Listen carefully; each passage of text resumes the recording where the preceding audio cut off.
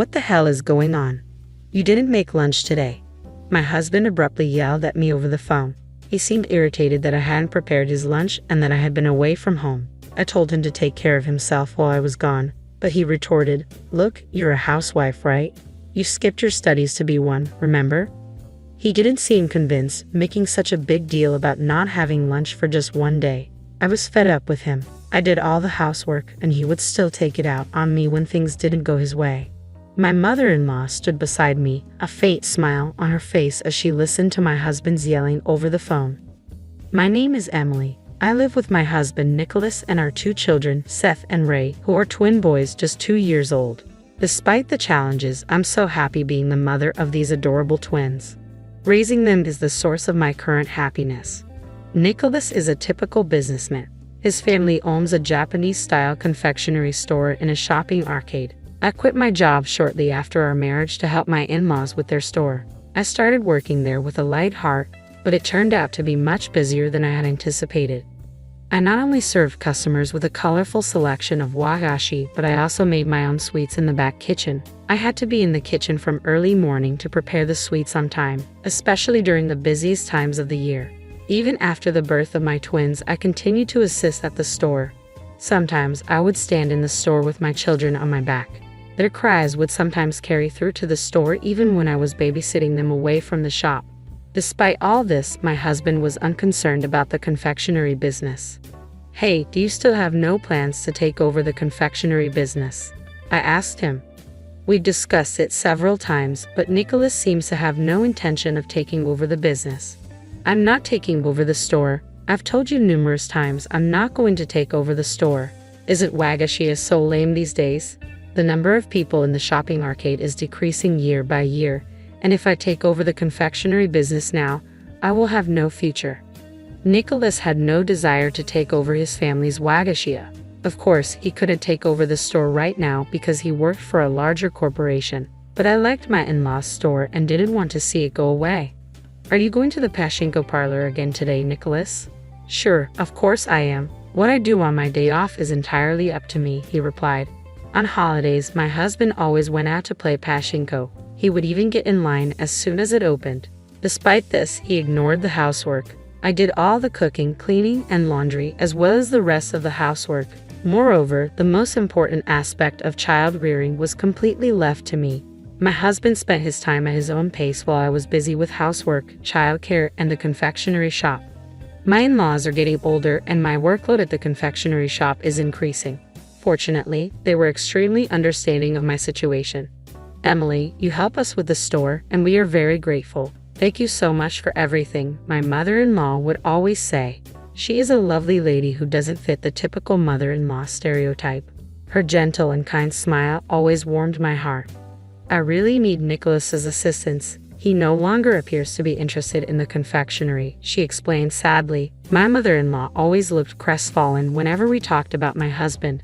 I suppose she really wants him to take over the company, but her husband refused to agree. "Well, we're lucky to have such a wonderful wife, Emily. We should stop being greedy." My mother-in-law would lavish praise on me. She valued my assistance at the store while I raised my children. When I was at the shop, she and my father-in-law would babysit the kids, which was a big help. My mother-in-law had become my go-to person, someone I could talk to about anything. Of course, she listened to my complaints about my husband. Ironically, the more distant I felt from him, the stronger my bond with my mother-in-law grew. The presence of my in-laws was very reassuring to me. Right now, life felt like a blur. Raising 2 children meant that each day flew by with no time to think about anything else. As the end of the year approached, the confectionery became busier. It coincided with the end-of-year gift-giving season, and we were in transition. After consulting with my in-laws, I decided to stay at home this year and focus on wagashi preparation. I informed my husband, "What? You're taking the kids and staying at my parents' house?" My husband was clearly upset. I explained that I would only be staying for one night to help out on a busy day. "And what about the housework?" he asked, as expected. For my husband, who does no housework at all, this was a serious problem. If I don't do housework for even one day, he gets upset, even during the busy season for the confectionery. "This time, I'll only be away for one night. Can't you be cooperative during that time? It's just a single day, so everything should be fine, right?" If you get hungry, you can prepare some meals. There will be no laundry to do if it's only for one day, I told him, assuring him there was nothing to be concerned about. But he continued to complain. You know what, you're still a housewife, aren't you? I'm telling you again, I'm the family's breadwinner. Who do you think is in charge of feeding our 2 children? My husband began to grumble, and I didn't want to talk to him any longer. Taking action without his permission, I didn't say anything else and took the kids to my in-laws' house without my husband's permission. When I arrived, a lot of work was waiting for me. It was the end of the year and business was brisk at the Wagashia. Orders for year-end gifts were pouring in faster than usual, and my decision to stay and assist was justified. The creation of gift items began with assembling empty boxes, a surprisingly difficult job, especially at the end of the year when hundreds of boxes had to be made for year-end gifts. My in-laws and I divided up the box-making duties. After the first day at my in-laws' house, I was exhausted, but the next day I had to work hard from early in the morning to make wagashi. To prepare for the busy day ahead, I decided to go to bed early. By the time dawn arrived, I had already started working. While the kids were still sleeping, my in-laws and I stayed in the kitchen quietly working on the wagashi. The sun had risen before I knew it, and the fresh morning air signaled a new day. We decided to take a break and eat breakfast. The kids were already awake and ready for their meal. I hurriedly prepared breakfast and served it at the table. They came running up to me, smiling. My in-laws, the children, and I all sat around the table. Just then, my phone rang. It was my husband. What the heck is going on? You didn't make lunch today, he yelled as soon as I picked up. He seemed irritated that there was no lunchbox, which he expected to be available at all times. A shocking proposal. I told him to make his own lunch while I was gone. Had he forgotten? What do you mean, avoiding housework? He demanded, clearly unconvinced. When I suggested he prepare the food himself, he accused me of laziness. What a prick, making such a big deal about not having lunch for one day. He leaves everything up to me, and when things don't go his way, he transforms into this. I was shocked, and my in-laws appeared to be as well. They could clearly hear my husband yelling over the phone. He rambled on about his complaints before abruptly hanging up. Although breakfast had just been served, the living room of my in-laws' house fell silent. My husband lost his cool in such an unreasonable way. Just as expected, the kids seemed to sense the tension and refused to eat their breakfast. My mother-in-law cheerfully said, "Itadakamasu," urging my sons to eat as well, trying to lighten the mood. Then she turned to me and said, "Why don't you divorce my son, Emily?" I froze, my hand hovering over my tea. I never expected my mother-in-law to say something like that. My father-in-law quietly ate his breakfast, an indescribable expression on his face. A turning point. I believe I was a little out of line, but now that you've been told something like that, I hope you've come to your senses, my mother-in-law said, smiling at me. It seems that when someone is truly disgusted, there's nothing left to do but laugh. I feel terrible for you as a mother. You are no longer required to be merciful to my son. Allow your emotions to guide you, she continued. My mother-in-law had probably figured out how I felt about Nicholas by now. She was always supportive and encouraging, and now I knew she was on my side. My father-in-law never spoke much, but he nodded in agreement with his wife's words. Their presence was reassuring, and it was that day that I returned home with a decision made. Later in the evening, my husband came home with a tense expression, clearly still upset about the lunch. I asked him to take a seat because I needed to speak with him.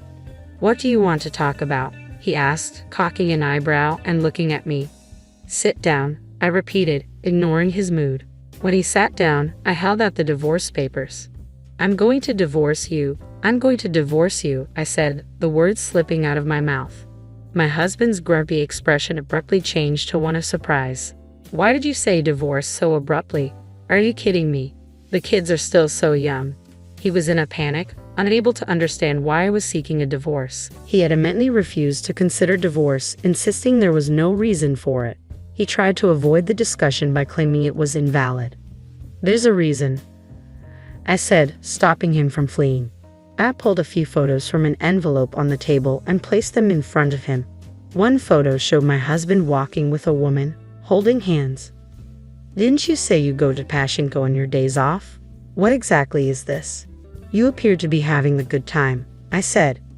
When he saw the photo, my husband's face turned pale. Confronting the truth, I pressed him to tell me what was going on. No, this is, well, he stumbled over his words, trying to make up some nonsense excuse about how she was just an acquaintance. She's a junior employee at your company, isn't she? I said. My husband's movements ceased when I mentioned the identity of the woman in the photograph. He had been having an affair with a younger woman who worked at the same company. I had been suspicious of his behavior and had discussed it with my mother-in-law for some time. She suggested I hire a detective to investigate.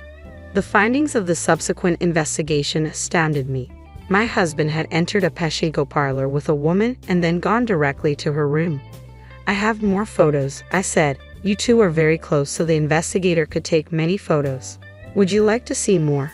Confronted with undeniable evidence, my husband finally confessed. He admitted that while he was a pachinko fan, he also had a romantic relationship with this woman and had been visiting her room during the day. I'm sorry, Emily, he said. I was just experimenting with fire. I'm sorry for the kids. I'm leaving this girl right now, so please don't divorce me. He was no longer at my mercy, apologizing emphatically.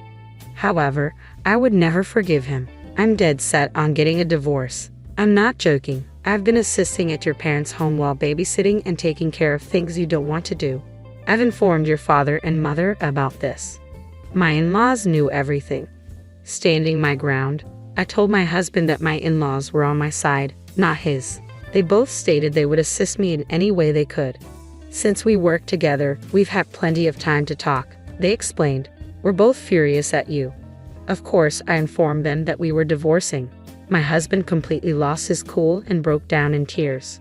Please, I would never do something like this, he muttered, overwhelmed by the situation. He kept insisting he didn't want a divorce, but I was resolute.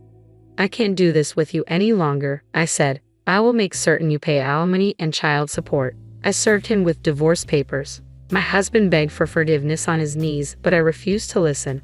As a result, we divorced. I insisted on alimony payments from both my husband and the woman he had an affair with. My husband also had to pay child support for our children. After the company discovered their affair, my husband chose to resign, and the woman lost her position.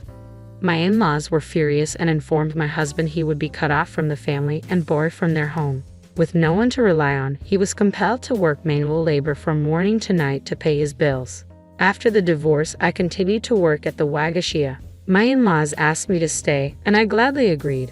I enjoy working in the store and, of course, need to support my children. My in-laws want me to run the store after they retire and plan to eventually give me both the store and their home. Naturally, I intend to take over. I will be the proprietress of the confectionery. I will continue to work hard and raise my children while looking forward to the future.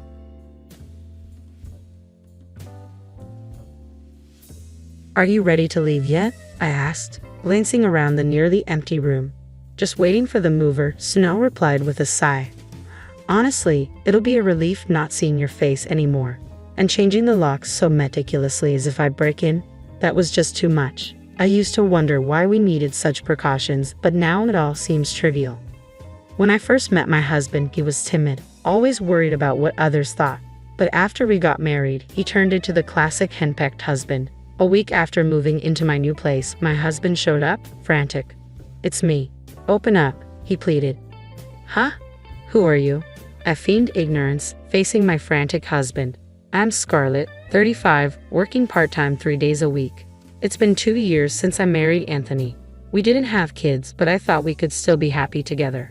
In the early days of our marriage, we'd spend nights talking about our hopes for the future. Neither of us had much experience with love, so it was tentative at first, but I thought we enjoyed each other's company. Let's be one of those couples who stay close even as we get older. Yeah, I like that idea. Maybe, 2 kids. That's exactly what I was thinking. A boy and a girl. Really? Me too. Such casual conversations amused me, someone who had little interest in love or marriage. Meeting Anthony came as a surprise. We crossed paths at a party I attended reluctantly, just to fill in numbers. He seemed to be in the same boat, and we bonded over our similar situations, eventually becoming friends. Back then, he was serious and somewhat shy, always considerate towards me, which I found endearing. And then, out of the blue, Scarlett, will you marry me? I want to make you happy. What? But we're not even dating yet. Oh, right. His sudden proposal didn't deter me. Instead, I wondered if maybe it could work with him. If you're okay with me, then yes, I accept. Really? Absolutely. I still recall Anthony's joy when I agreed to marry him. I believe wholeheartedly that with Anthony, my future could be happy. We tied the knot only 3 months after meeting, a whirlwind for both of us. With our limited romantic experience, we often stumbled through, but that was part of the adventure. Not long after, we moved in together, but after about a month, the gap between my ideals and reality started to become apparent. Scarlett, there's something I'd like to discuss with you. What is it? That day, Anthony appeared different, more serious and tense. I hate to bring this up, but could you consider quitting your job and becoming a homemaker? What? His sudden request shocked me. I couldn't fathom why he would ask such a thing. He had never previously mentioned any dissatisfaction with my job, and this was just the beginning. May I ask why? I inquired, puzzled by his sudden change. When Scarlett works, it makes me feel like I'm not needed. Did someone say that to you? It's not that, but all the wives of married men in my company are stay-at-home moms. I had made it clear from the start of our marriage that I wanted to keep working, especially since saving money was crucial for our future. Anthony's sudden insistence on this issue left me bewildered. But we agreed I would continue working after we got married, didn't we? I know, but as my wife, Scarlett, I hope you'll consider my perspective. Then why not just pretend I've quit? There's no need for me to actually leave my job. I reiterated my reluctance to quit, but Anthony seemed more concerned about social appearances. My attempts to reason with him fell on deaf ears. Look, if things stay this way, I'll face ridicule from my colleagues and bosses. I'm the head of this household, aren't I? Please just do as I ask. Either way, I can't make a decision on the spot. Let me think about it. All right, but please decide soon. Yet I knew I couldn't let things linger. I worried about what might come next if I didn't act promptly. So I sought advice from my boss, Robinson. I had been working as an administrative assistant at the company since I graduated from high school. Robinson herself had faced a similar situation. Her ex-husband had been controlling, and she had eventually divorced him. Now she's a dedicated single mother whom I greatly admire. That must have been tough. I've considered divorce, but it's complicated since we're newlyweds. Yes, I haven't thought about that yet. But if you quit, it'll be hard to find someone to replace you, Scarlett. I'm not planning to quit outright. I want to find a way to continue working, if possible. How about we stick with our current part-time arrangement for now? Going full-time might attract too much attention. That's a smart move. I'll talk it over with Anthony. If he still opposes it, I'll take Robinson's advice and request part-time hours. Sounds like a sensible plan. Remember, you can always rely on me for guidance. I'm here to support you as your senior. Thank you. I really appreciate that. Our conversation continued, and I learned that Robinson's ex-husband had also undergone a significant change after marriage, much like my own situation. It was a revelation. I had never considered the possibility before, but now I realize that some men completely transform after marriage, almost becoming different people. Looking at it from this angle, perhaps I had been deceived. Despite numerous discussions with Anthony, we remained deadlocked. Anyway, isn't it a woman's role after marriage to listen to her husband and manage the household? What era are you living in? Nowadays, it's common for both spouses to work. Maybe for other couples, but we're different. You see that, don't you? I understand your perspective, but I can't agree with it. Please try to see things from my point of view. Following that, Anthony persisted daily until I would concede to quitting my job. Ultimately, his efforts to persuade me fell short. I reached out to Robinson and decided to formally resign. However, in reality, I continued to work part-time, 3 days a week. Thankfully, my boss understood my predicament and allowed me to reduce my hours. I resigned from my job at the company just as Anthony wanted. Really? Thank you. Now I can feel more secure about my position at work. I'm glad to hear that. By now, it seemed Anthony was solely focused on how others perceived him. I couldn't help but feel bewildered by his abrupt transformation. I chose to deceive him, hoping to salvage our relationship, but soon realized it was a mistake. I had hoped starting anew would improve things between us, yet he continued to assert his superiority and direct his frustrations at me. Today, a junior colleague is coming over. I need you to host. What? I had no idea. Sorry, it was a last-minute decision. Just keep it simple. Please get everything ready. Wait a minute. He hung up, so I prepared drinks and snacks for the guests. However, Anthony appeared displeased. Didn't I ask you to prepare for today? You mentioned just keeping it basic. And you took that literally? This reflects poorly on me. I need you to fulfill your role as a wife properly. What exactly does that mean? I did my best. Is there an issue with me? No, not really. Anthony's expression was unlike anything I had seen before. I was so taken aback that I couldn't find any words. From then on, he started inviting guests over almost every week. While he enjoyed himself, he expected me to be on standby, prepared for anything. I think he wanted to impress everyone with how capable a husband he is. Anthony, having guests over every week seems excessive. No, it's fine. Everyone enjoys it, and you should support my decisions. It's your duty as my wife, Scarlett. But it's also expensive. You'll figure it out. Yet Anthony's extravagance showed no signs of slowing down. How exactly am I supposed to manage it? Oh, stop complaining. Whenever I asked a question he didn't like, he dismissed it as nagging and avoided giving a direct answer. Every morning, after waking up, preparing meals, making lunch sandwiches, and seeing Anthony off with a suit ready for his day, I tackled household chores. On days when I worked part-time from 10 o'clock a.m. to 3 o'clock p.m., there was barely any time to rest. Despite the busyness, I cherished my job, and working often felt like a welcome respite. Scarlett, you seem tired lately. Are you? Yeah, a bit actually. Let me know if there's anything I can do.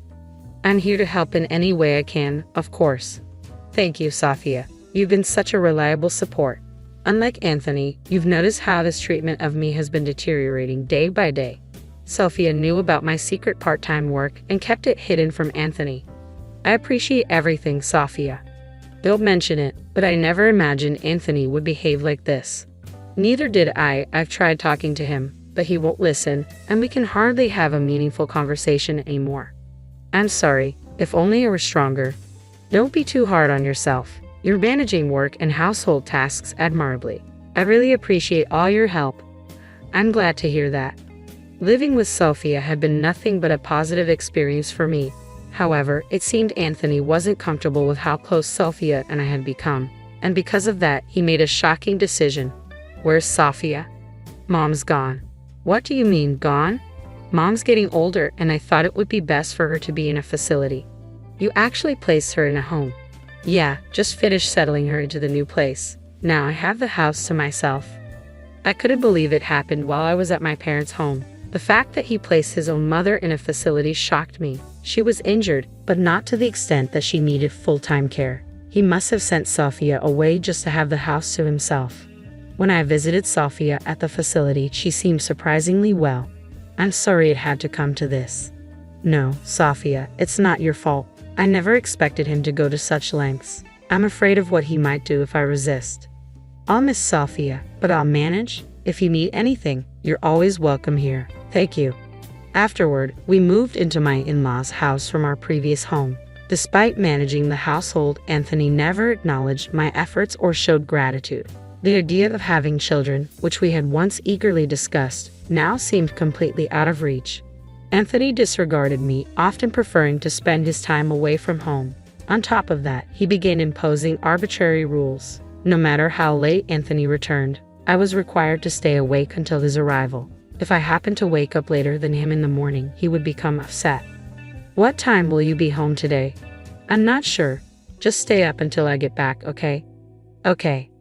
One day, after a similar exchange, when Anthony returned home, I noticed something unusual as I took his suit to hang it up.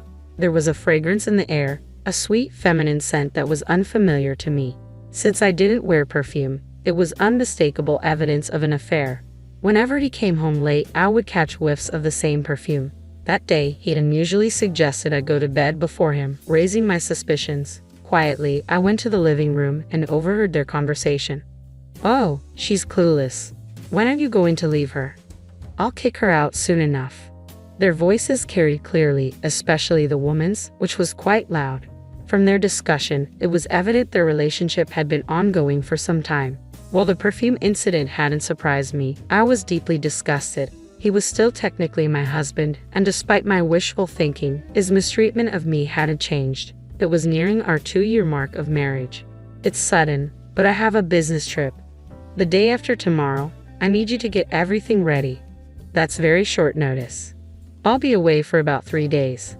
Please make sure my clothes are prepared. Got it. I can't believe he could make up such a lie about a business trip. It wasn't a business trip. It was a trip with his mistress. I recall the conversation I had with Anthony's colleague's wife when we met previously. Be cautious if he suddenly mentions a business trip. Our company doesn't even have those. I had already discovered evidence earlier. I found a chat on his mobile phone, left in the living room, detailing how he had taken paid leave for this supposed trip. It marked the beginning of the end for our marriage. Armed with proof of his affair, I intended to confront him with divorce papers upon his return. However, it was my husband who made the first move. Are you ready to leave? The movers will be here soon. That was the first thing he said upon returning home. He instructed me to vacate the house while he was away.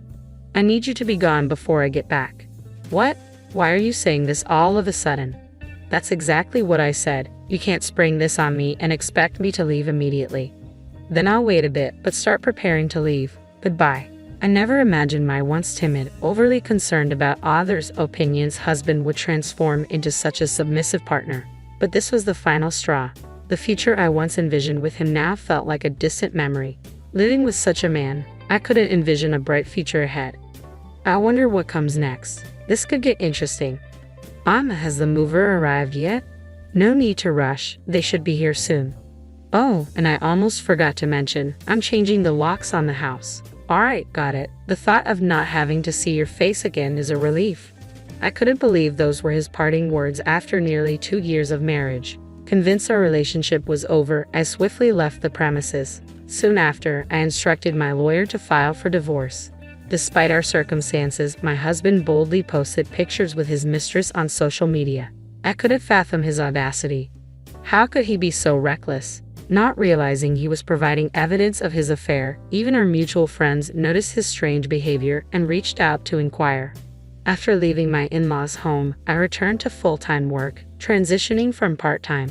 Additionally, I moved into the suburban high-rise apartment I had long dreamed of. It was spacious for one person, but without Anthony, it felt wonderfully comfortable. I had been waiting anxiously for any sign of contact from him. Then one morning, about a month after settling into my new place, the doorbell rang. Checking the monitor, I was surprised to see Anthony standing there. Hey, it's me, Anthony. Open up, Scarlett. His abrupt demand to be let in was presumptuous beyond belief.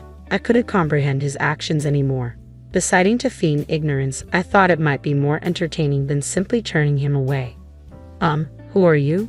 I'm sorry, but I don't know you. Don't tell me you've forgotten your husband's face. I'm not married. I think you've mistaken me for someone else. He appeared desperate, almost on the brink of tears, a shadow of his former timid self from our earlier days. Despite his plea, I stood firm and continued to treat him like a stranger. Please just listen. I've been deceived, and I need Scarlett's help. I'm sorry, but I'm not obligated to assist you. If you persist, I'll have to call the police. Seriously. After all, I don't know you. Anthony must have believed I would always be there to resolve his problems. But the person I had become wouldn't entertain such thoughts. Yet my patience was wearing thin with a husband who refused to give up. That's it. You made this mess, so it's up to you to fix it. You don't have to be so tough on me. What? Oh, and by the way, you can't stay at your parents' place anymore. What do you mean? Do you know whose name the house is under?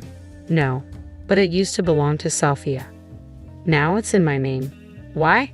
I explained to Anthony why things had reached this point. Anthony insisted I leave. When I confided in Sophia, even she was visibly upset and disappointed.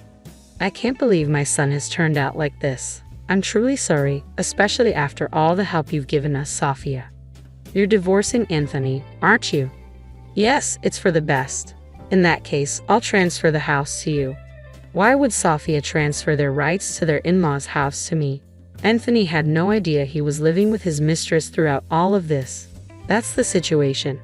Understand and leave promptly. We likely won't cross paths again anyway. Just one more thing. If he persists, I will call the police. With that, he finally relented and departed. Of course, the divorce proceeded as planned and I received the settlement guarantee from him. As it turned out, Anthony had been deceived and financially drained by his mistress. In addition to that, the divorce settlement totaled approximately $20,000. His mistress had promptly abandoned him, but I wasn't about to let it go. I employed both a lawyer and a detective to locate him. I'm also pursuing a divorce settlement claim from him. It appears I can secure over $10,000. Furthermore, ownership of the ass house was officially transferred to me. I had to insist that Anthony leave, and though he initially resisted, legal processes left him no choice but to comply. I'm unaware of his current residence, and frankly, I have no interest. His company also discovered the photos he posted with his mistress on social media. Unable to endure the scrutiny due to his past facade of living extravagantly, he chose to resign voluntarily. The outcome felt inevitable given his true character. If I had one last thing to say, it would be this. I don't dwell on it. I'm divorced now, but I view it as a learning opportunity and opt to move forward positively. My bond with Sophia endures. I intend to concentrate on my career independently and relish life as a single person.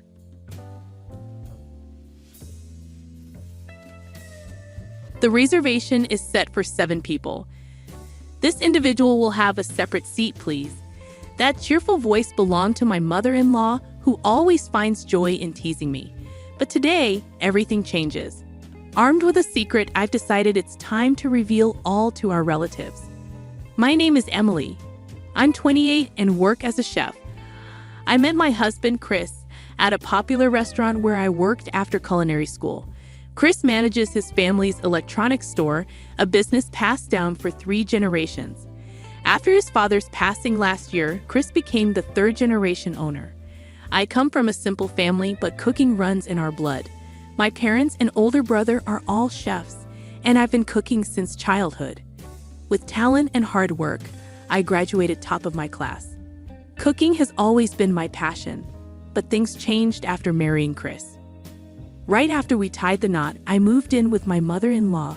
Chris had always lived at home, and with his father's recent passing, he felt it was necessary for me to be there to support his mother. I had imagined our married life eagerly, knowing that eventually, as the eldest son, we would reside with his mother. However, I hadn't anticipated it happening so soon. Maybe I should have expressed my concerns before marriage, but given the circumstances, I didn't want to seem difficult. Nonetheless, what's done is done. However, when we initially moved in together, my mother-in-law was incredibly kind. She would bring me cream puffs from my favorite bakery and insisted on taking care of most household chores. Reasoning that I was working, she handled all the cooking, but I struggled with the taste. It seemed her dishes were always too intense for my palate. I later learned she hailed from the southern part of the country, where people supposedly prefer salty foods. However, not everyone from the South shares this taste preference. Some of my southern co-workers actually preferred milder flavors. Regardless, my mother-in-law's cooking went beyond salty. Her stews were so dark, I couldn't discern the ingredients, and they tasted like concentrated barbecue sauce. She would insist I have more, claiming it complemented bread well. When I voiced my struggle with the saltiness, Chris would ask if she had toned it down, to which she would reply with uncertainty, adjusting the seasoning based on my feedback. It left me feeling uneasy. We carried on like this for a while, but my work started to suffer. Constantly eating my mother-in-law's meals seemed to numb my taste buds, making it hard for me to discern flavors. Thankfully, the head chef always checked my dishes before service, sparing me any reprimands.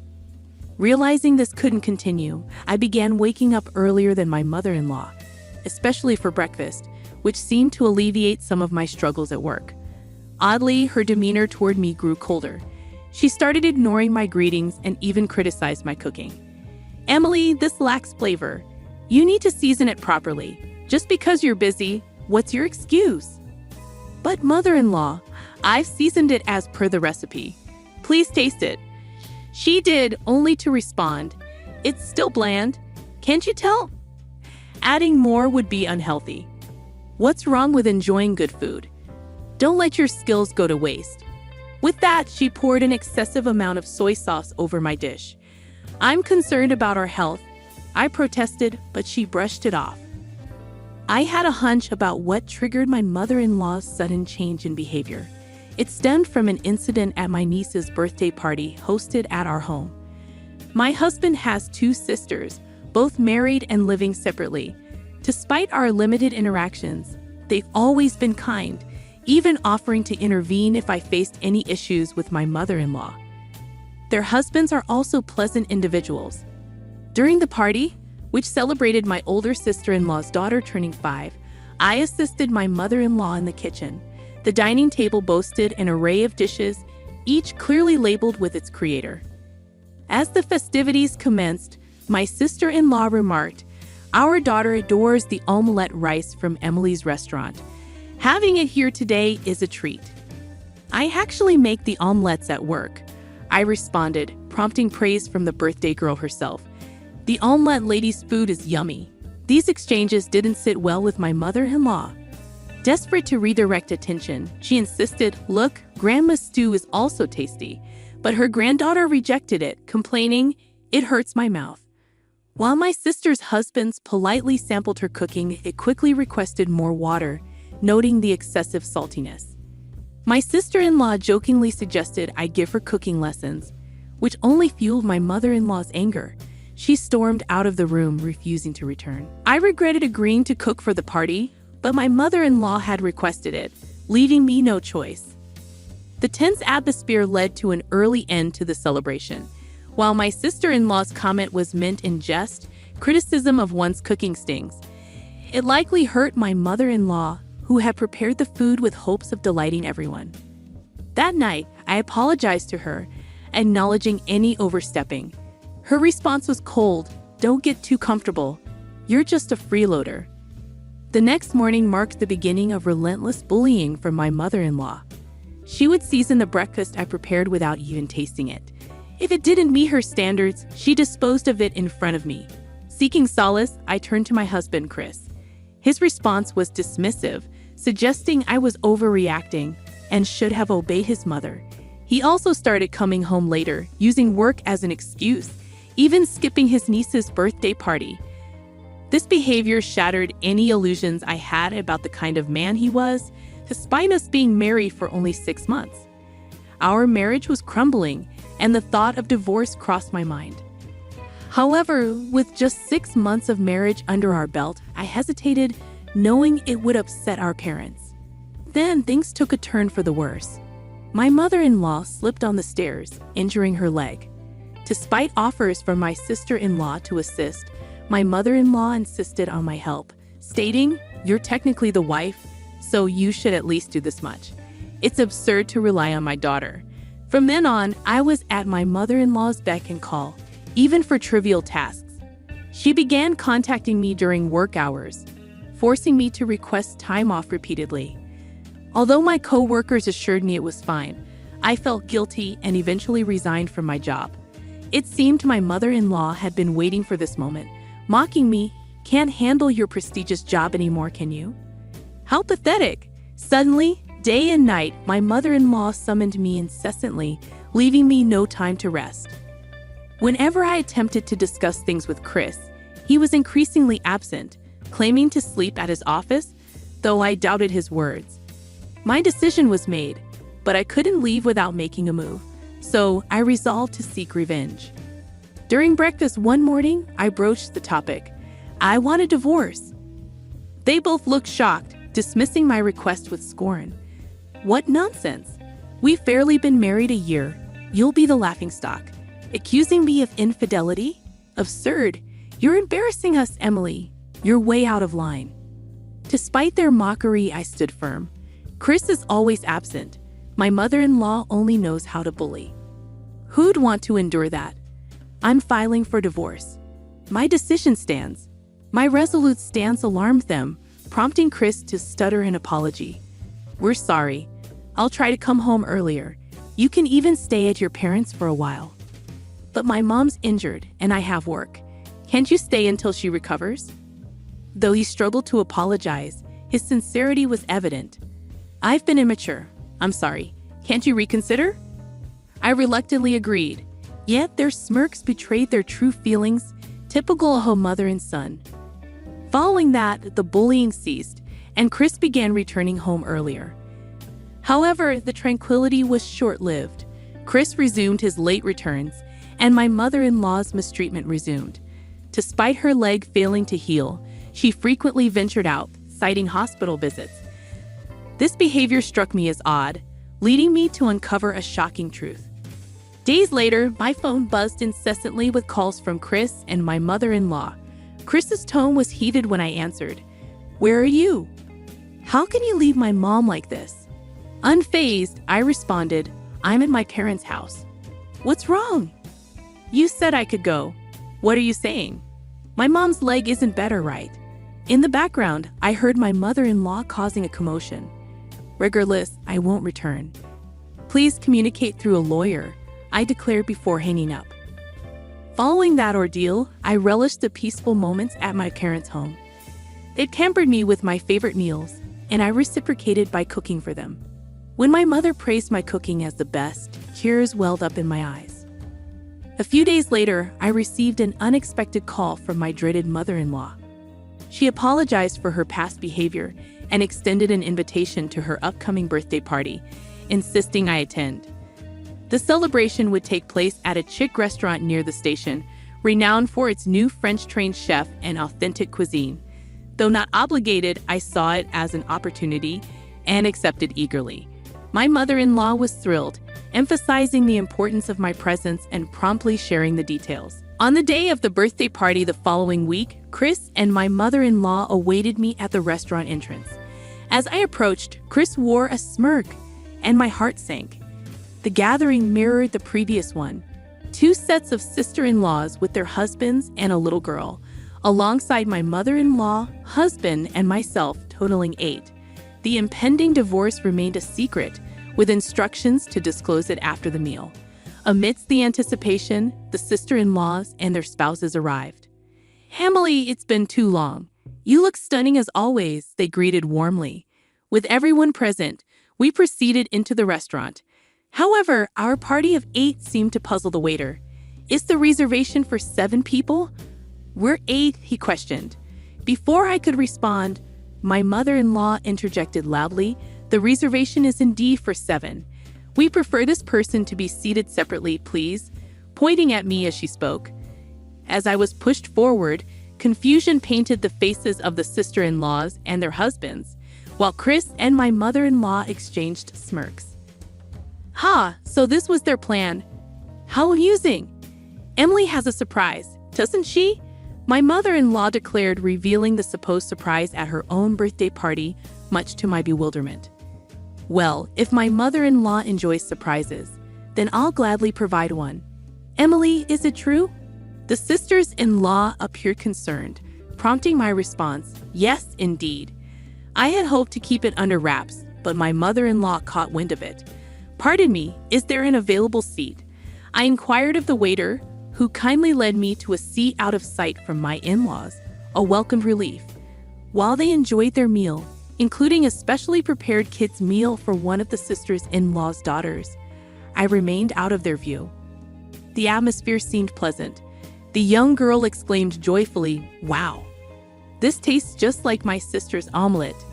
Her sisters echoed similar sentiments, praising the food's deliciousness. My mother-in-law beamed with pride, boasting, "You see? Since the chef changed, the flavors have vastly improved. Wait until you try the meat dishes after this," she boasted, with my husband nodding in agreement. Then came the moment my mother-in-law had eagerly awaited, the arrival of the meat dish she had boasted about. A tantalizing plate was placed in front of my sister-in-law and her husband. However, as minutes passed, no food arrived for my mother-in-law and husband. Growing impatient, they beckoned the waiter, demanding answers. "What's the holdup?" My mother-in-law's voice boomed, the loudness seeming out of place in the elegant restaurant, prompting grimaces from nearby patrons. "The chef himself will serve your dishes. Please be patient," the waiter calmly responded, to which my mother-in-law retorted, "Oh, really? Is it because we're regulars?" Despite her tone, she didn't appear entirely displeased. "Apologies for the delay," they muttered, clearly expecting a waiter, but were met with shock when they saw who brought their dishes. Their eyes widened in disbelief as they gazed upon me, donning a chef's coat. What? Emily, what's going on? Ah, so this is what a surprise feels like. Emily, you never fail to surprise us. Despite the sisters-in-law's amazement, my husband and mother-in-law wore expressions that clearly said, "This isn't what we had planned." Ignoring their reactions, I proceeded to serve the dishes without a care in the world. "I've prepared this dish especially tailored to your tastes," I announced as I placed a peculiar black lump smothered in rich soy sauce in front of my mother-in-law. With a flourish, I poured even more soy sauce onto it. She stood frozen, clearly taken aback. And for our special guest, I continued, presenting a plate adorned with an assortment of batteries, ranging from AA to D. To add an extra kick, please help yourself to some soy sauce, I added, setting a whole bottle in front of my husband. After all, he's always buzzing about work, I quipped, arranging the batteries for my electrician husband, even selecting the priciest ones available at other electronic stores. I anticipate some gratitude for my efforts. My nieces erupted into laughter at the sight. My sister-in-law and her husband wore expressions suggesting, "Isn't this a bit over the top?" Meanwhile, my mother-in-law and husband flushed red with embarrassment, bellowing, "You're making a mockery of us and this establishment. Get the manager." As my husband made the demand, the manager emerged, calmly stating, "That would be me." "What on earth were you thinking? We're the customers here. We'll take legal action," they threatened, to which the manager calmly responded, "Is that so? Well, in that case, we'll be pursuing legal action against you two for disrupting our business." Their response? A puzzled huh? It became apparent that my in-laws were frequent patrons of the restaurant, often exhibiting arrogance towards the staff. They had a reputation for nitpicking, never considering the inconvenience they caused other customers. Their troublesome behavior was well known. "We've tolerated it because you're family, but it seems it's time to put some distance between us. Right, Emily?" "Absolutely, big brother." Upon hearing this revelation, my in-laws turned their surprised gazes towards us. "You see, this restaurant has been managed by my brother for quite some time now. He resides in France and couldn't make it back for our wedding due to his busy schedule." Despite sending his congratulations, my mother-in-law and my husband, Bob, had never met him. However, my brother had seen family photos and recognized both of them, I explained. "I deeply regret not being able to attend your wedding. I attempted to reach out several times, but you always seemed to have company," I continued, watching as their faces paled. The conversation grew tense. My sisters-in-law urged their husbands to leave first, then proposed, "Shall we delve into this further?" Though they smiled, their eyes betrayed a seriousness that sent a chill down my spine. "It's merely business, you know. The old-timers on Main Street, they prefer these modern spots these days," Chris interjected. As he spoke, a waiter approached and handed him an earring, remarking, "You left this behind last time. Dining with men who wear earrings, quite suspicious, isn't it?" My sister-in-law commented with a smirk. Unable to contain my laughter, I responded, "No, dear sister-in-law, this man has been having an affair with a woman who works at a florist near his shop." Chris's face drained of color as he glanced at me, silently questioning how I knew. Little did he know, I had hired a private investigator some time ago. My intuition had proven correct. Chris had been meeting the woman almost daily after work. This restaurant appeared to be their favorite haunt, as they visited nearly every week. The evidence, including photos of their rendezvous at a hotel, was abundant. "I'm serious about her. Marrying you was a mistake. I'm ready for a divorce," Chris declared, his stance on divorce suddenly shifting. "That works for me. I've been wanting a divorce too," I replied, seizing the opportunity. "But I'll be seeking alimony, so be prepared to pay up." "I just landed a major contract," I added. "I'll happily comply," he chuckled. "Good to hear. Now, as for you, mother-in-law." My mother-in-law, who had remained silent until then, visibly trembled. Though not as frequent a patron as Chris, she too had her own routine here. "But I'm already a widow," she protested. That's irrelevant, I countered. Upon hearing her confession, I felt compelled to reveal another piece of information. I had the private investigator look into you as well, mother-in-law. It seems your relationship with your partner has been ongoing for about 5 years. However, didn't father-in-law pass away just last year? My sisters-in-law shot their mother a glare of anger. No surprises there. The two of them were always closer to our esteemed father than to our mother. Discovering the truth, they were understandably furious. I too was taken aback by the level of detail the investigator had uncovered about my mother-in-law. It was revealed that my father-in-law had also hired the same investigator. You've been deceiving us about Dad all this time. And Chris, you're cheating on Emily. Have you both lost your minds? The sisters-in-law's anger showed no signs of abating. Recognizing that our presence was disturbing other patrons, we agreed to disperse for the day and reconvene at the in-laws' house on another occasion. On that day, I bid farewell to my brother and the staff with spirited high fives. A few days later, in the presence of my 2 sisters-in-law, the divorce papers were filled out.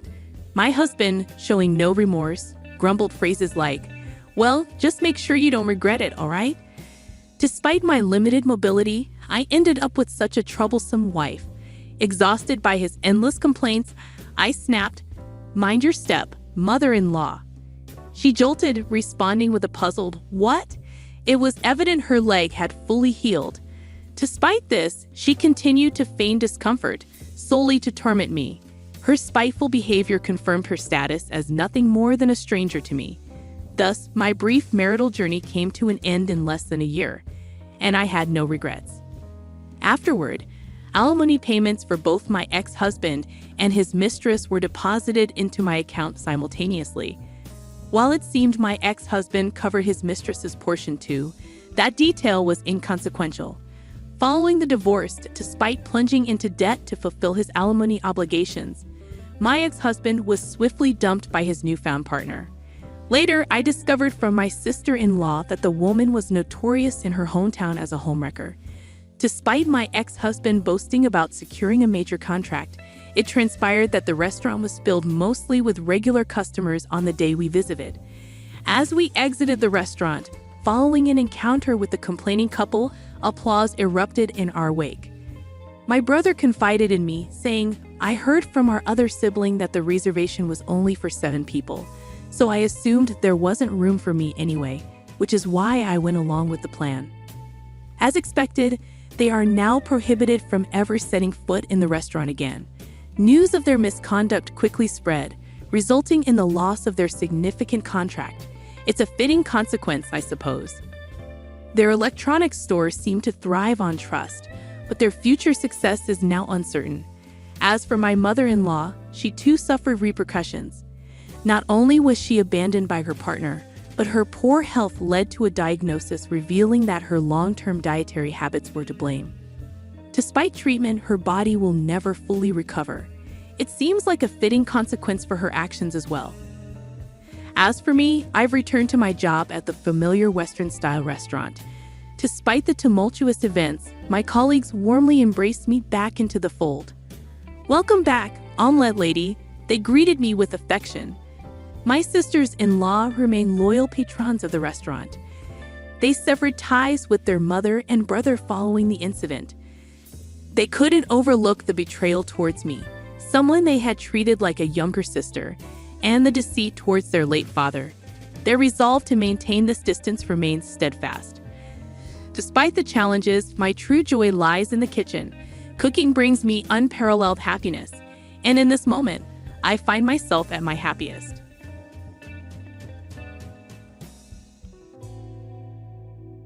My name is Nicole, and I'm a 34-year-old hairdresser. I've been honing my skills as the chief stylist at the salon owned by my husband, Michael, who's just a few years older than me.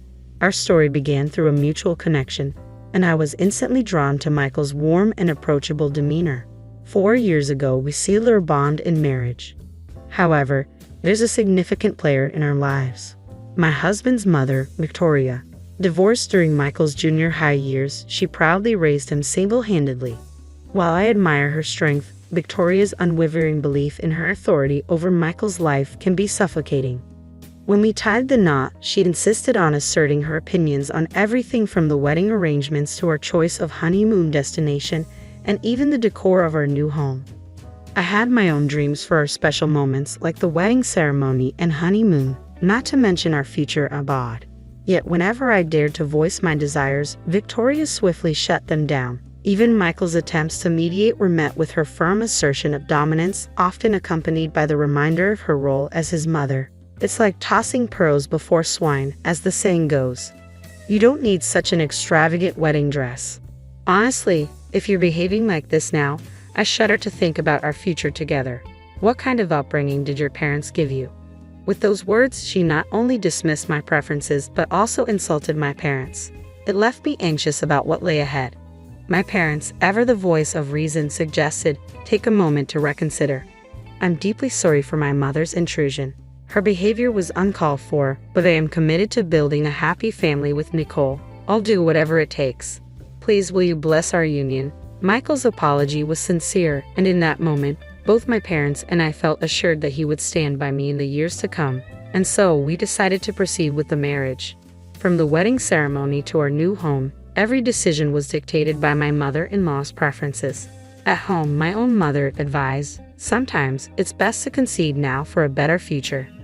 I understand you're trying to maintain harmony with your mother-in-law, but by yielding now, you're actually positioning yourself to collect on her debt in the future, leveraging her advice. Reluctantly, I acquiesced, but now, 4 years later, I rue that decision more deeply than the ocean and loftier than the mountains. Michael, can we discuss something about work? I have a junior chamber meeting tonight. Yesterday was a shopping district gathering, and today's another meeting. Last week was filled with dinners and social events. When do we have time to sit down and talk? Isn't every event part of your business? I'm not criticizing. You sound like you're complaining. Now that we have 3 stores, it's only logical that we discuss various aspects of management, isn't it? I have entrusted everything regarding the stores to you, Nicole. Your one commendable trait, without any formal education or prestigious family background, is your talent as a hairdresser. Thus, it's only natural for you to focus on boosting sales, right? So why do you act like you need my input? Doesn't that seem odd? Here we go again. 4 years have passed since we launched our hair salon business from scratch. With the successful opening of our 3rd store and plans for a 4th by year end, it's a significant milestone. However, as our business expands and Michael garners praise as a young entrepreneur, he increasingly regards me with disdain. I can handle him commenting on my education and background, but his constant belittling, criticizing everything from my appearance to my fashion sense, and even comparing me to rival stylists is just too much. What's worse, if I have to postpone a task he's asked for or don't respond to his messages right away, he gives me the silent treatment. During these times, he stays out late, disregards the meals I've prepared, and ostentatiously opts for takeout or convenience store sandwiches and coffee. He spends more time at his mother's place, even taking baths there. At first, I didn't know how to break through his silence. I kept cooking and preparing everything as if he would come home hungry and tired, even though I knew he wouldn't. I'd stay up late, anxiously waiting for him to return, uncertain of when he'd be back. Meanwhile, my mother-in-law would launch her verbal attacks. I always knew you weren't good enough for Michael, but I never imagined you'd be this incompetent. Why is he ignoring me? What have you done? Do you really have no idea? It's unbelievable. Are you mad at me for something I did? If Michael told you something, please tell me. It's pointless to talk to someone who's clueless about their own flaws, isn't it? With a laugh, she leaves me without an answer, after enduring his silent treatment for a while, just when I'm about to lose my patience. I'm home. Oh, I'm starving. What's on the menu tonight? He strolls in casually, as if nothing had happened earlier. I'm relieved he's speaking to me, but deep down, I dread being ignored again. Unconsciously, I find myself bending over backward to please Michael, catering to his every mood. It wasn't until Rebecca, a new stylist who joined the company this spring, pointed it out to me one day that I realized the extent of it all. That particular day, Michael was, as usual, ignoring me, skipping meals and remaining silent. Not wanting the food I had prepared to go to waste, I packed his leftovers into a lunchbox and brought it to the store. While I was eating it for lunch, Rebecca approached me. Hey, Nicole, did you make that lunchbox yourself? Yeah. It's just some leftovers from yesterday, though. I don't mean to pry into personal matters, especially as a newcomer, but do you realize that Michael seems to be controlling you? What do you mean by control? What are you getting at? I might be overstepping, but isn't Michael completely ignoring you right now? Yeah, he is. I had a feeling something was off. I noticed him chatting and laughing with everyone else in the staff room, but completely ignoring you. And that incident where he rudely brushed off your hand when nobody was looking, it was clear as day. And then there's that lunchbox, filled with just grilled mackerel and meat and potatoes. It's obvious you just packed last night's dinner leftovers, right? It's a far cry from your usual colorful, well-balanced lunches. After Rebecca's observations, memories of my mother's similar experiences flooded back. She went through the same ordeal before divorcing my biological father. Hearing Rebecca's story, I learned that her parents split during her freshman year of high school, with her father often subjecting her mother to the same silent treatment as Michael. It all began with trivial things, gradually escalating until it seemed like a switch had been flipped, and he completely shut her out. My mother endured countless tears. I see. In time, she began seeking my father's approval in everything, her once bright smile turning submissive. It was agonizing to witness. Rebecca explained that Michael's silent treatment was a tactic to control me, leaving me worried and insecure while he maintained a position of dominance, smirking all the while. Think about it. In a healthy relationship, if your partner is upset, you'd be concerned and hurt too. But people like Michael, they actually relish in seeing their partner distressed and vulnerable. It's sickening. After Rebecca's candid insight, I found myself losing the urge to panic as I once did, even amidst Michael's moodiness and his habit of ignoring me or my mother-in-law's persistent prodding. Instead, viewing the situation through that lens, I began to see only Michael's immaturity, his overwhelming self-centeredness, and my mother-in-law's unrelenting malice, with no attempts to rein him in. But it seemed they didn't appreciate my newfound perspective. The chilling silence from both Michael and my mother-in-law gradually became routine. He scarcely came home anymore, and when he did, he'd seclude himself in his room. He stopped appearing at both the store and the company, leaving me to handle everything alone.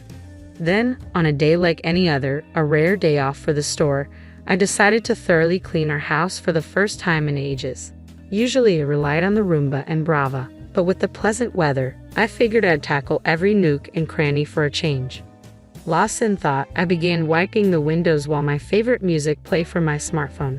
That's when Michael and my mother-in-law silently entered the house, unlocking the door with a click as they settled onto the living room sofa. As my husband and mother-in-law sat there, I decided to quickly brew some tea. What an inconsiderate wife you are. But can't we bid farewell to this type of wife soon? It'll be a breath of fresh air. That's what they remarked as I reluctantly prepared the tea and set it on the sofa table, feeling bewildered. You see, Michael is expecting a child now, so it's time for you to step aside and make a swift exit. We'll give you a grace period of about 2 weeks to vacate this apartment. And naturally, you'll need to resign from your job as well, without any severance pay, of course. That's what they declared. Michael is having a child? Does that mean he's been unfaithful? And I'm being asked to leave. I'm losing my job with no severance pay either. Though we were in a silent standoff as a couple, my mind raced with questions upon hearing this sudden news, struggling to process it all. The next wife will be quite different from you. She hails from a wealthy family, graduated from a prestigious women's college, and then trained in the beauty capital, Paris. You simply can't compete with her, so it's best to accept it now. She's 3 months pregnant, and I'm eager to provide her with security as my wife soon. Indeed, I'm looking forward to it. Without a doubt, a wonderful child will be born. They uttered whatever they pleased. So, if she's 3 months pregnant, does that mean the child is a product of infidelity? Yeah, and? Emily and I just met in the wrong order. We were truly connected by the red thread of fate. So, you want me to leave because you want to marry your supposed soulmate now? That's been the gist of it. You're a bit slow on the uptake. As I watched Michael and my mother-in-law's nonchalant demeanor, a headache began to throb at my temples. Finally, I mustered the strength to request some time alone to contemplate, asking them to leave. It seems it takes time to grasp things with a scattered mind like yours. We understand, they replied before retreating to my mother-in-law's quarters. Left alone, I found myself unable to resume cleaning and instead sank onto the floor. Yet amidst the dimness, I noticed my smartphone's screen illuminating with an incoming call. It was from Rebecca. Rebecca? Oh, Nicole, are you at home right now? Yeah, I am. With my brief response, Rebecca announced she was on her way over and promptly ended the call. About half an hour later, Rebecca arrived, her hands full with bulging eco bags. Sorry for barging in. I grabbed some random food and drinks for us, she announced cheerfully. After excusing herself to wash her hands, she swiftly arranged the deli food she brought onto the table. She fetched glasses from the kitchen, poured some craft beer, her newfound favorite, and declared, "Let's dig in before it gets cold," while handing me a spoon. Following her lead, I began to eat, savoring the fluffy omelette rice that filled my mouth. Tasty, isn't it? This place makes fantastic omelette rice, she remarked with a bright smile. I've brought a variety of things, so please take your time and enjoy them. It dawned on me that I had only had coffee and bread for breakfast, hardly constituting a proper meal. Despite being emotionally numb until then, hunger gnawed at me. It was a realization that struck me for the first time. We ate in silence for a while, and as we began to sip our beer, Rebecca brought up the safety group email from the boss, mentioning my departure from the store at the end of the month. I confided in her about my mother-in-law and Michael's demand for a divorce, followed by my decision to resign from the store. Rebecca fell silent for a moment upon hearing my response, but then she looked me straight in the eyes and asked, "What do you want, Nicole? I mean, what do you truly desire? Not what they dictate you should do. It's your life, Nicole. You're the one who decides which path to take. You should steer towards what you want." Those words from Rebecca brought an unexpected clarity to my heart. Let's get a divorce.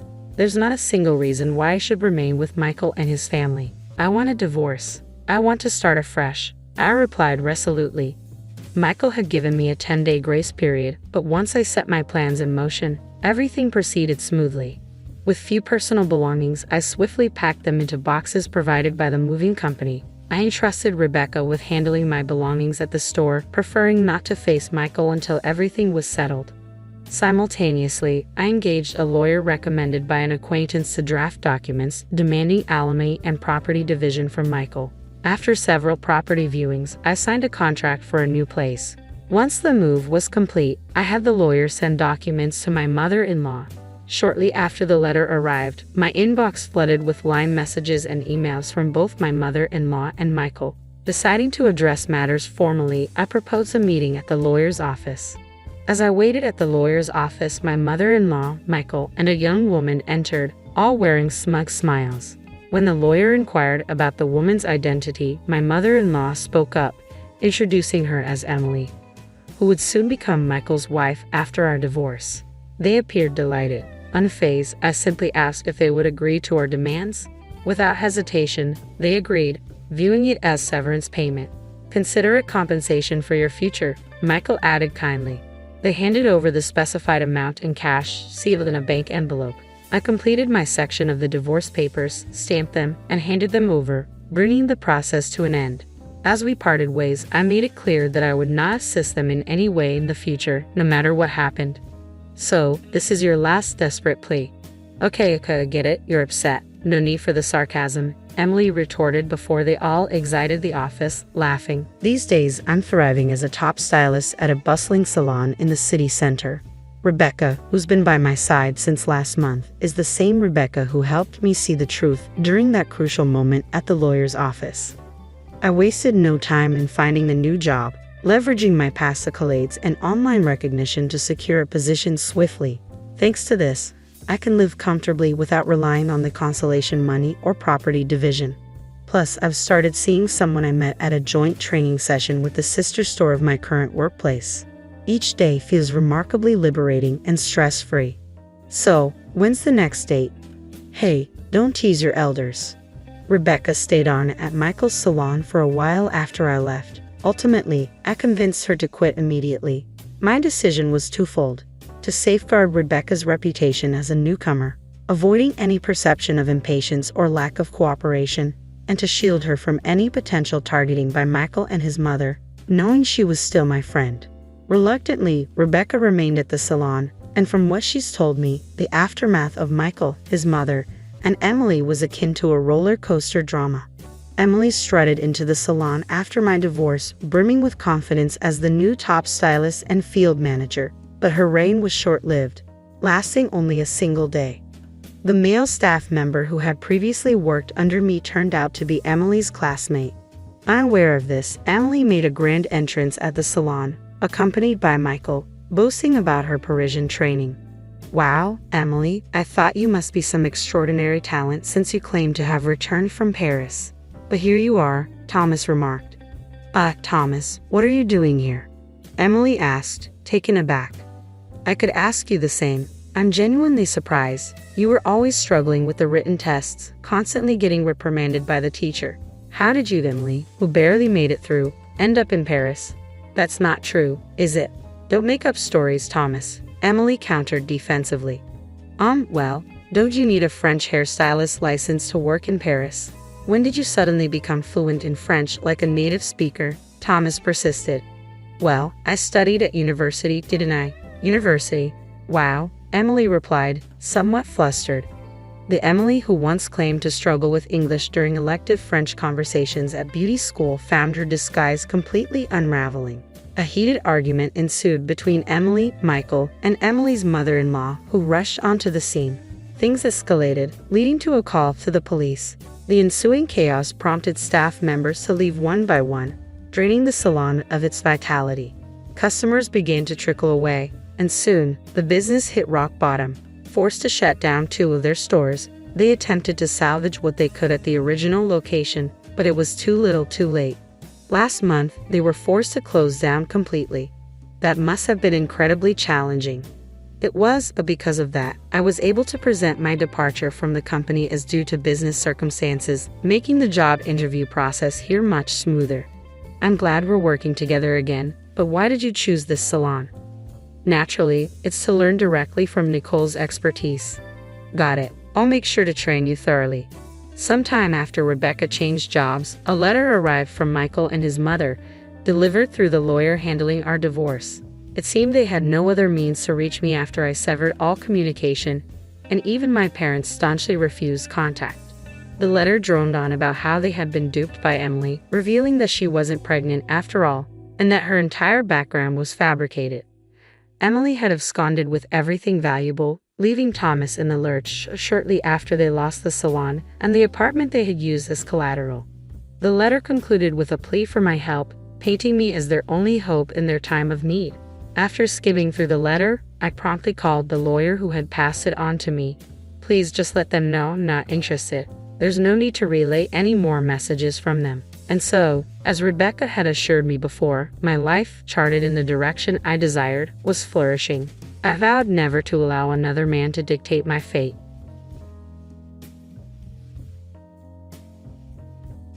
My ex-husband and his family, who used to be nice, turned out to be different than I thought. It all started when they learned I inherited money from my ancestors. Dealing with their changed behavior was tough, even though I knew that money could change people. This eventually led to our divorce, and now I have no connection with my in-laws. Apparently, their household is still chaotic. A few years ago, my aunt, who worked hard and invested wisely, passed away. Although I didn't pay much attention to her wealth initially, my mother once mentioned that my aunt had substantial assets. Despite her financial stability, my aunt was frugal. She cooked her own meals, shopped at regular supermarkets, and preferred quality over quantity when it came to clothing. I always admired and loved her values. Back in her time, it was common for men to work outside, while women took care of the home. Despite earning more than many men, my aunt faced criticism for breaking this norm. She was unmarried, without children, and lived life on her own terms. People saw her as different, but she didn't let it bother her. In fact, she had an attitude of let them say what they want and remained confident. One day, while we were casually sipping tea on the sofa, she surprised me by saying, "If something happens to me, I want you to inherit my estate." Startled by her sudden statement, I asked her to explain. She said, "I'm not married and I don't have children. So who else should inherit my assets but someone who has faced belittlement and judgment from those around me? I don't want them getting my money. I still need to prepare the inheritance documents, but I want to clearly state that you are the heir," she said with a smile, but in a serious tone. When she shared this with me, I didn't question it and simply agreed. I thought, if that's what my aunt wanted, she had the right to decide. At that time, she was only in her 40s, and the actual day of inheritance seemed so distant, probably 30 or 40 years away. Being still in high school, I had little understanding of inheritance or estates. Honestly, I considered her statement as a joke. Years passed. I got married, had children, and got caught up in the business of life. It was during this time that my mother informed me about my aunt's declining health. Panicking, I rushed to the hospital where she was supposed to be admitted. On reaching there, my seemingly energetic aunt greeted me, dismissing the notion that she wasn't feeling well. She assured me it was just a routine checkup and that I shouldn't worry. Reassured by her usual smile, I thought everything was fine.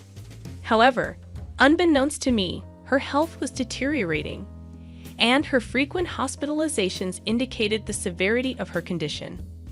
Each time she was admitted, I'd bring my children along to visit. With each passing day, I noticed her cheeks hollowing, her arms and neck becoming thin, and her overall strength visibly diminishing. Despite her frailty, she always greeted me with a smile, portraying immense strength. It was the same smile I had known since childhood. I held on to hope for her recovery, but sadly, she eventually passed away. The funeral was an intimate gathering of close family, and I couldn't help but feel regret. I wished I had visited more frequently or adjusted our schedules to create more shared memories. I knew, though, that regretting it afterward was futile. My children, who adored my aunt, also felt the sense of loss. Witnessing their sorrow and regret for not spending more time with her added to my own pain. In the midst of grieving, I received an A4-sized brown envelope at my doorstep. Glancing at the sender, I saw it was from a lawyer's office. Confused, I wondered why they would send me something when I had no memory of involving a lawyer. I hadn't been aware of any legal matters or crimes. I cautiously opened the envelope and examined its contents. It contained details related to my aunt's inheritance, making me realize that her statement from long ago wasn't a joke, and I needed to verify the information. I reached out to the lawyer's office, and during the conversation, I discovered that my aunt and the lawyer were old friends who had maintained contact. The lawyer had been entrusted with handling matters regarding her estate and inheritance after her passing. When the lawyer revealed the total amount of my aunt's estate, I was taken aback. I had anticipated a few million at most, but it exceeded 200 million. Confused by this substantial sum, I contacted my mother. After discussing with the lawyer, she shared surprising news, saying, "It seems you yourself agreed to be your sister's heir." She asked me about it after your high school graduation, and I told her that it was acceptable if that's what you both decided. Her response caught me off guard, but my mother remained optimistic. Despite my unease about managing such a large amount of money, my mother suggested, "Your sister went through the trouble of leaving the documents for you, so why not accept it gratefully?" She casually added, "She left all the documents for you, so you should take them gratefully." When I questioned if she didn't want to inherit the property, she explained, "Inheritances can often lead to family disputes.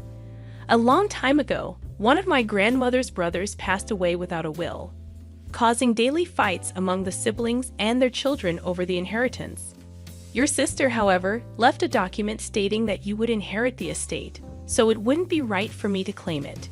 Just be cautious with your in-laws and husband." She shared a cautionary tale, remembering the past, despite my assurance that my husband wouldn't be concerned. Little did I know that this would later become a reality.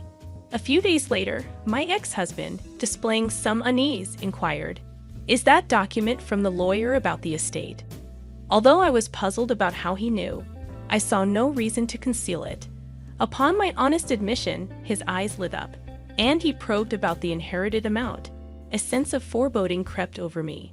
Attempting to divert his interest, I casually mentioned it was around $7 million, but his smug expression hinted he sensed a different figure. Despite my attempts to dismiss his suspicions, he persistently urged a more thorough check. Initially brushing him off nonchalantly, I eventually grew annoyed, stating firmly, "I've already told you it's 7 million. Why you keep asking?" His vague response, "I just have a feeling there might be more," left me frustrated, and I insisted that we put an end to the discussion. Strangely, from the next day onward, his demeanor changed, and he began ignoring me. Experiencing this unfamiliar treatment surprised me. Driven by pride, neither of us initiated conversation, and 2 months passed in silence. During this period, my former in-laws, usually considerate in notifying us before visiting, abruptly appeared at our home. Their unannounced arrival sparked concern, making me wonder if something serious had occurred. They greeted me, saying, "We heard about your recent inheritance from your aunt, and is over $100 million, right? Our house is getting old, and we've been considering renovations. We're proud of our son for marrying someone like you. How about we expand the house and add a room for you too? It's a great opportunity. Think about living together." My ex-father-in-law shared this proposal while my ex-mother-in-law nodded with a smile. I was taken aback, not only because my ex-husband knew the exact inheritance amount, but also at the audacity of my in-laws suggesting the use of that money for their home improvements. Despite my shock, they enthusiastically discussed plans, including an island kitchen and making the house more accessible. Unable to tolerate it any longer, I intervened, saying, "Please don't make decisions without consulting me." They even mentioned having already obtained a cost estimate, clearly counting on my inheritance, and seemed oblivious to any wrongdoing. Overwhelmed, I had many things I wanted to express, but wanting to avoid emotional confrontation, I simply asked them to leave for the day. Later that evening, I confronted my husband upon his return from work. Initially evasive, he eventually admitted to snooping into my bank book. The inheritance details were typically stored deep inside my dresser, indicating he thoroughly searched the room. His level of obsession disappointed me.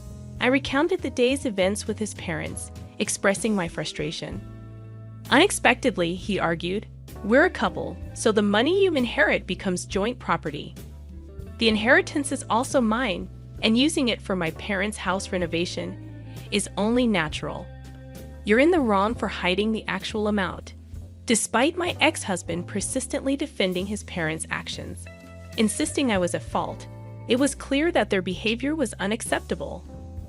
Adding to the shock, he casually revealed in the conversation that he had quit his job. Confused, I questioned, "Hold on, what do you mean by that? If we're so well off, can I live without working? With financial comfort, why endure a stressful job? It's a waste of time. If we live off your money, we can have a stress-free and peaceful life, enjoying our time. Renovating my parents' house would even boost your status as the son's wife. It's all beneficial. Why be so upset when there are only advantages?" He expressed this with a frustrated look, leaving me feeling hopeless. While I expressed my willingness for the renovation, I clarified that I wasn't planning to fund it. This infuriated my ex-husband once again. The plans are already in motion. I remained indifferent, ignoring his continued ranting. The next day, he returned with his parents, complaining that the situation had changed. I retorted, "Changed? You made decisions without consulting me in the first place. Even if I had agreed, why would I fund it? This money isn't for renovating your parents' house, nor is it for supporting a son who quit his job without discussion. After all our kindness, and you, being wealthy yet so miserly, have some nerve." Disillusioned, I realized their true nature and informed them I had nothing more to discuss, asking them to leave. Upon hearing my straightforward reply, "I mean exactly what I said," my ex-husband began to panic. Inquiring if I was suggesting a divorce, I calmly informed him that we would discuss it with a lawyer and then ushered them away. Later, I packed my belongings and sought refuge in a business hotel. Despite my ex-husband persistently expressing his refusal to accept a divorce and professing his love for me, I responded by stating that his affection was likely for my money, not me, and proceeded to turn off my phone. The following day, I visited my parents and shared the unfolding events. They were disappointed but not surprised. When asked about my future plans, I revealed my consideration of divorce. My mother advised me to stand firm, sensing his reluctance to let go. They also suggested investigating if he had committed other wrongdoings. Following their advice, I hired a detective agency, discovering his frequent visits to nightlife establishments for questionable reasons. This revelation solidified my determination to pursue a divorce. Seeking legal assistance from a knowledgeable divorce lawyer, I formally requested a divorce from my then-husband, who vehemently rejected the idea. Not only did he refuse, but he also demanded compensation and the division of assets if I wanted a divorce. When the lawyer clarified that the inheritance from my relatives did not qualify as marital assets and was not subject to property division, my ex-husband argued against it. The lawyer posed a scenario. If his parents were to pass away, would he willingly hand over the inherited assets to his wife, claiming it as family money? He fell silent in response. Despite further lectures on the unreasonableness of his actions, my ex-husband, with tears in his eyes, pleaded for me to cover the renovation costs. Naturally, that was not an option, and he appeared utterly dejected. Later, I learned that the renovation had already been completed, assuming I would foot the bill, as he had arranged it in his name. Furthermore, the detailed renovation unexpectedly surpassed a total of 7 million yen. It appeared that his reluctance to agree to a divorce was rooted in his inability to meet these payments. I consistently maintained that regardless of our marital status, there was no justification for me to fund the renovation of his parents' home. Despite my firm stance, he'd audaciously attempted to negotiate, proposing that I cover half of the costs. However, he'd abandoned this pursuit when my lawyer threatened to sue him for extortion. Yet, not entirely conceding defeat, my ex-husband's parents even appeared at my family's house. In the end, my father had to intervene physically. The confrontation escalated, resulting in damage to a potted plant at the entrance, prompting us to call the police. When the police arrived to hear our side of the story, they became violent and were subsequently arrested. Naturally, the entire neighborhood became aware of this incident, and the gossip continued even after their release. Considering these tumultuous events, I openly shared the story with some neighbors who enjoyed gossip. Consequently, the audacity of my ex-husband's family became widely known throughout the neighborhood. Eventually, we finalized the divorce. However, even after the legal separation, I continued to receive messages from him expressing love and a desire to start over. In response, I obtained a restraining order through my lawyer, recognizing the temporary nature of restraining orders, lasting at most 6 months, and given my ex-husband's apparent disregard for such legal measures, I decided to relocate with my parents to avoid potential retaliation. While I felt guilty about uprooting my parents from their familiar surroundings due to my circumstances, considering the various dangers and challenges we faced, moving seemed to be the only viable option. Consequently, we made the move discreetly, akin to fleeing in the night. Once things settled down, I informed my children about the decision. Although they were understandably shocked, they all empathized with my situation, acknowledging that under the circumstances, there was little else we could do. Life continued without major issues, but my ominous feelings proved accurate. Despite the restraining order, my ex-husband was found lingering near my former family home. A vigilant police officer, sensing something amiss, questioned him and discovered a small knife in his pocket, leading to his arrest. When my lawyer informed me about this development, including my ex's desire to talk, a chill ran down my spine. I shuddered to think of the potential danger if I hadn't moved away, naively relying on the restraining order for protection. Ultimately, my ex-husband was released sooner than anticipated since no one was harmed. However, the fear of returning to the area where my family home once stood lingers. For a brief period, I lost track of my ex, but a friend living near his family home provided updates. Following the renovation, heated arguments about finances became a daily occurrence. Phrases like, "You took out the loan in your name, so it's your responsibility," or "This house belongs to our parents, so they should cover the expenses," resonated loudly. making the nature of the conversations evident. Beyond verbal disputes, the sounds of objects being broken could be heard despite the recent renovation. The police were occasionally called to intervene, cautioning the family. There were also occasional remarks blaming me for the divorce or accusing others of supporting it. Before the inheritance issue, we had a decent relationship, and the bond between my ex and his father was strong. Witnessing how money could destroy these connections saddened me.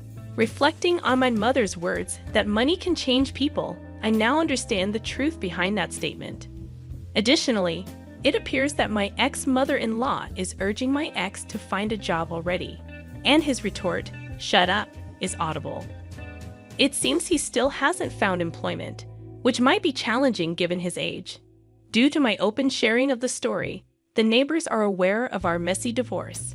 Consequently, nobody approaches the ex's family, fearing requests for money.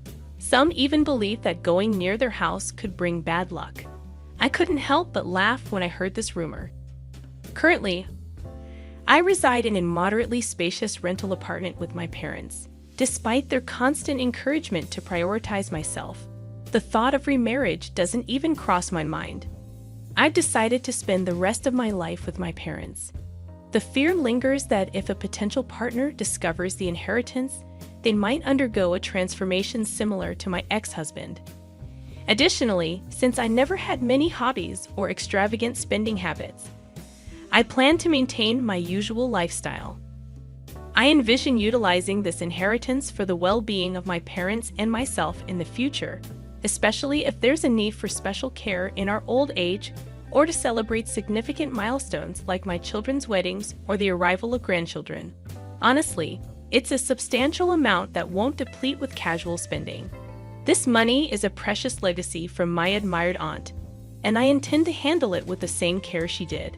Lately, while working part-time, I've delved into learning about investments and financial management. It's proven to be a challenging endeavor, deepening my respect for my aunt, who skillfully managed it for many years.